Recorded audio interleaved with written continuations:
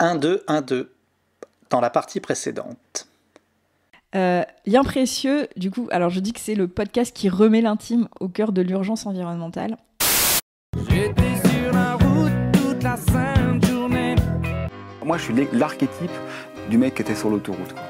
J'en peux plus! Cultivez et revendiquez et battez-vous pour votre droit à l'errance. Mais je peux pas! Laissez-vous le droit de cheminer autour de la route, quoi. J'y vais, mais j'ai peur! Parfois, on reçoit autre chose que ce qu'on attendait. La vie est pleine de surprises. Le droit à l'errance, il est vital et ce monde est en train aussi de nous le tuer. Échange billet! Putain de merde! Bonjour, vous écoutez Bifurqué, des histoires qui valent le détour. Une série d'entretiens réalisés par les Pandarous, petits médias qui prouvent que d'autres histoires sont possibles. Épisode 1, Amandine, doucement mais sûrement. En fait, je me suis rendu compte que dans tout l'univers des podcasts, il y avait beaucoup de podcasts qui parlaient des enjeux. Tu vois, moi j'ai beaucoup écouté Sismic par exemple. Donc ils posent, il y a des experts hyper en vue qui viennent, qui nous expliquent pourquoi l'eau, il y a un problème autour de l'eau, pourquoi il y a un problème avec le climat, etc.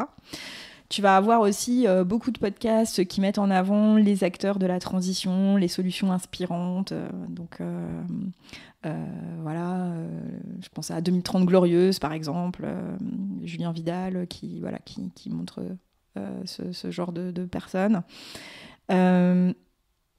Mais on ne parlait pas beaucoup de ce que c'est d'avoir une prise de conscience comme moi je l'ai vécu, où tu vois, l'Amandine d'il y a une vingtaine d'années est quand même assez différente.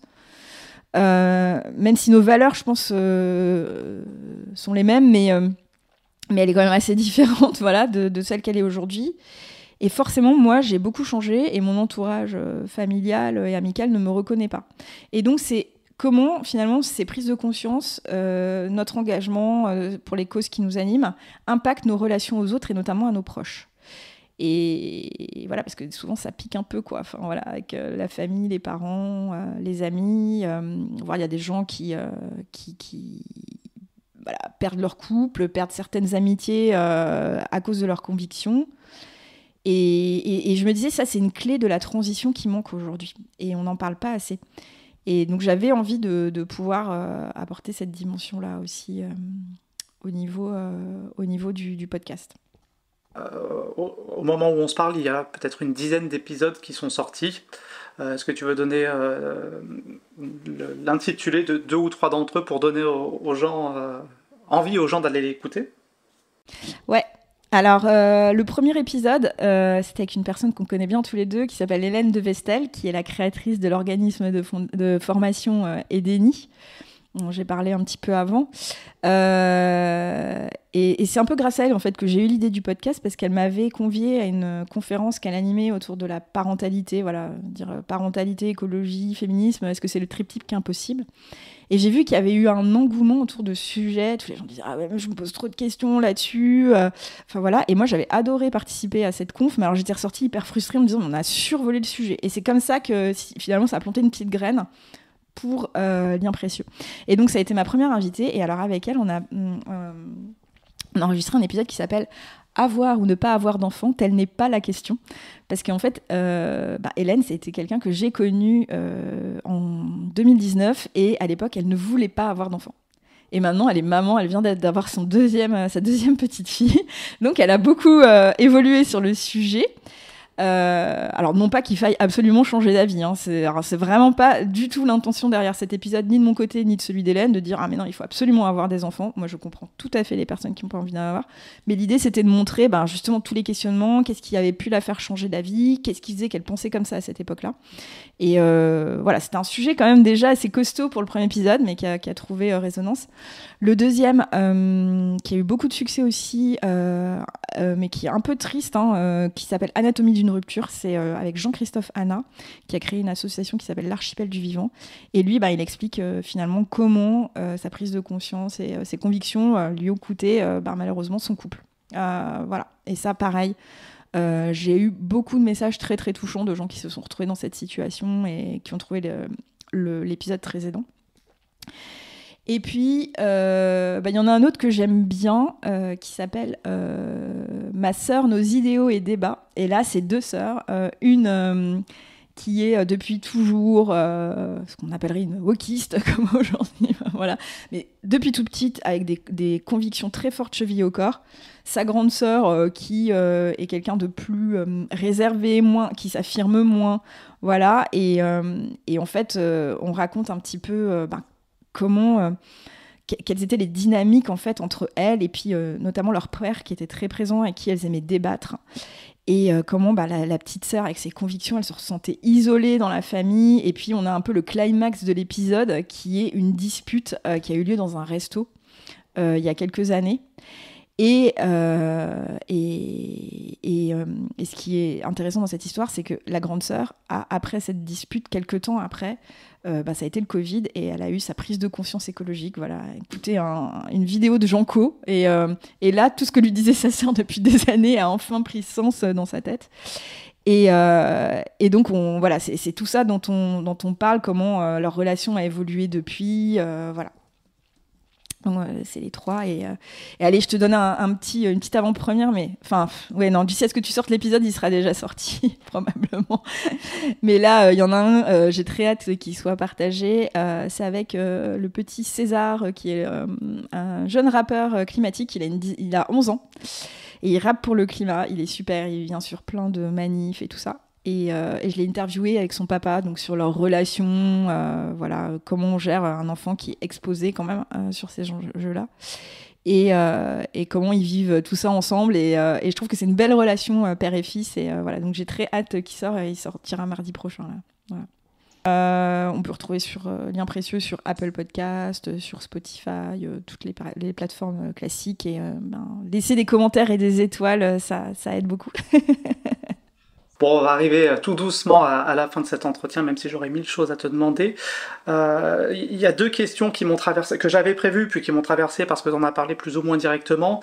J'ai proposé ce format podcast autour de la notion de bifurcation, d'alignement à d'autres personnes, et parmi elles, il y en a une qui s'appelle Coralie, qui est un être exceptionnel que j'aime beaucoup, et qui m'a dit « Je ne me sens pas légitime pour parler de ça ». Et qui, avant de me dire ça, m'a dit c'est quand même un peu un problème de riche, quoi, tu vois. Elle me l'a pas dit avec ce ton-là, ça c'est mon ton à moi, elle a été plus soft. Mais c'est vrai, en fait, c'est la question de l'alignement, est-ce que c'est pas un problème de riche? Et j'étends la question avec une notion qui est un peu contradictoire, mais est-ce que tu penses que tout le monde peut bifurquer? Toi, tu l'as fait parce que tu avais de la sécurisation, le mot est revenu régulièrement, et puis il faut avoir conscience aussi des enjeux. Les gens qui nous entendent et qui disent mais moi je suis coincé dans une usine ou au McDo ou que sais-je, j'ai pas de bagage culturel, j'ai pas de bagage formation, est-ce qu'il y a une manière de bifurquer? Est-ce qu'il y a un chemin pour tout le monde? Voilà, la question est légère, je te la donne comme ça. Ouais, c'est une question hyper intéressante, merci de la poser. Là-dessus j'ai envie de dire oui et non. Désolée, ça fait Emmanuel Macron en même temps. En fait, je pense que oui, c'est légitime de le dire. Moi, si je prends mon cas personnel, très clairement, oui. J'ai travaillé. J'ai eu un très bon salaire, j'avais de l'argent de côté, je suis partie dans des conditions sécurisées parce que j'ai bénéficié d'un plan de restructuration. Donc moi, je suis vraiment pas un cas, entre guillemets, standard. Et donc, bien entendu, que j'essaye... Quand il y a beaucoup de gens qui me contactent justement sur les sujets de bifurcation, qui se posent des questions. J'ai fait beaucoup d'échanges avec des gens. Et c'est une des premières choses que je leur dis, de dire attention, moi, je ne bosse avec aucun client que je trouve cracra, mais parce que j'ai aussi ce confort financier qui me permet de dire non. Donc ça, c'est tout à fait légitime. Moi, je mettrais différentes... je pense qu'il y a différents niveaux en fonction de la personne. C'est-à-dire qu'aujourd'hui, bien entendu, quelqu'un qui travaille, qui est en France, qui gagne le SMIC, qui est dans une usine à bosser, peut-être pour, je sais pas, dans l'industrie automobile ou l'aéronautique, qui est un secteur décrié, etc. Je suis pas sûre qu'il ait vraiment que cette personne-là ait vraiment le choix de se poser ces questions et d'envisager une reconversion sans que ce soit compliqué financièrement pour elle. Donc de ce point de vue-là, je suis totalement d'accord. Après, moi, les personnes que je touche, et notamment je suis assez active sur le réseau social LinkedIn, les gens à qui je parle, pour la majorité, c'est mes anciens collègues, c'est mes potes d'école. C'est des gens qui sont la Amandine d'il y a 5 ans, qui vivaient dans son confort. Et aujourd'hui, quand j'entends certains de mes potes me dire « Ah mais ouais, il faut que je demande une augmente parce que j'ai pas les moyens de mon mode de vie », mais en fait, ils se mettent tout seuls dedans, quoi. Enfin, tu vois ce que j'ai envie de dire ? C'est que c'est l'opulence qui appelle l'opulence, quoi. Et donc, de ce point de vue-là, je sais que... Enfin, j'ai un ancien collègue qui m'a interpellée justement récemment sur LinkedIn en disant « Ouais, Amandine, je trouve pas toujours très honnête dans tes partages. Tu es partie dans des conditions sécurisées. Donc, c'est facile pour toi de dire ça. » Quand il me dit ça, alors que lui aussi est cadre dans une grosse boîte et qui gagne probablement plus que ce que je gagnais moi quand j'ai quitté Solvay, on va dire mais qu'est-ce que ça dit de lui en fait cette interpellation ?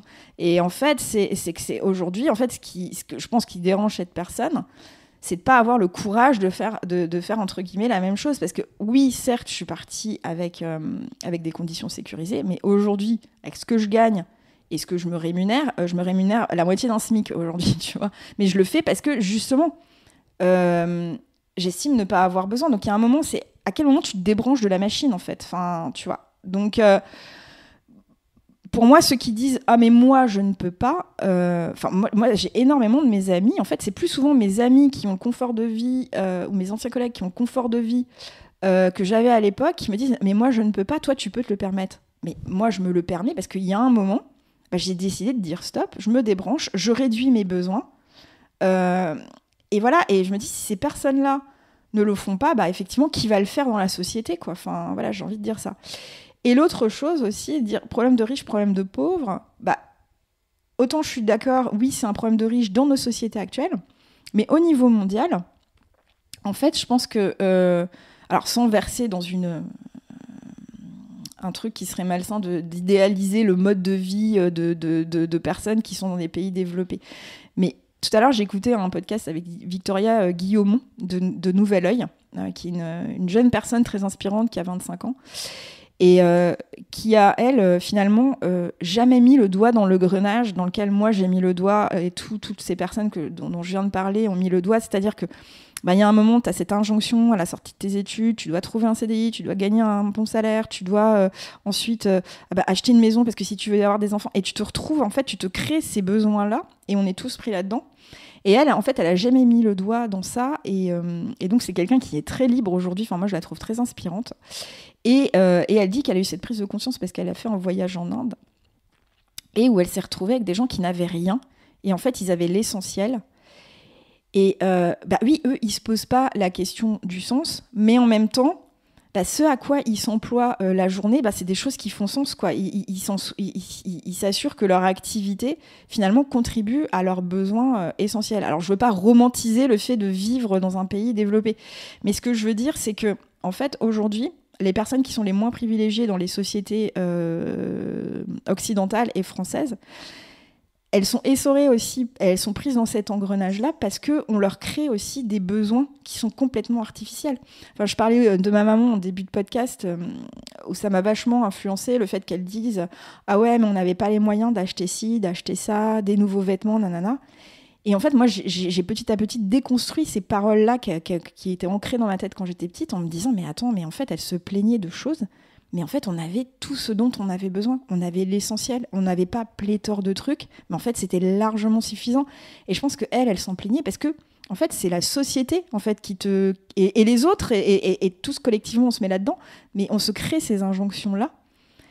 Et donc, en fait, je pense que dans d'autres sociétés, ils ne se posent pas la question, mais aussi parce qu'ils ont une forme de sobriété qui est... où on va beaucoup plus à l'essentiel. Et finalement, y a des gens, ils sont pas plus malheureux que ça. Et en fait, ils vont être malheureux à partir du moment où nous, on va venir, société occidentale, mettre le verre dans le fruit et leur créer des besoins. Voilà. Alors après, je veux pas, encore une fois, romantiser. Et il est important que dans ces pays-là, on leur assure voilà, le plancher social dont ils ont besoin, etc.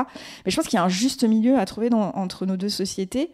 Et donc, c'est pour ça que je répondais oui et non, tu vois. Je pense que c'est vraiment quel angle tu abordes la question. Et notre chère Hélène reprend souvent cette citation de Saint-Exupéry qui est le bonheur ou la perfection est atteinte non pas quand il n'y a plus rien à ajouter, mais quand il n'y a plus rien à retirer. Exactement. Ben, c'est tout à fait ça. C'est tout à fait ça.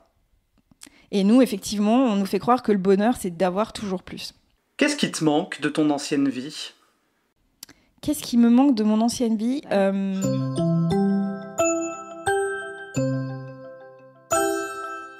À suivre.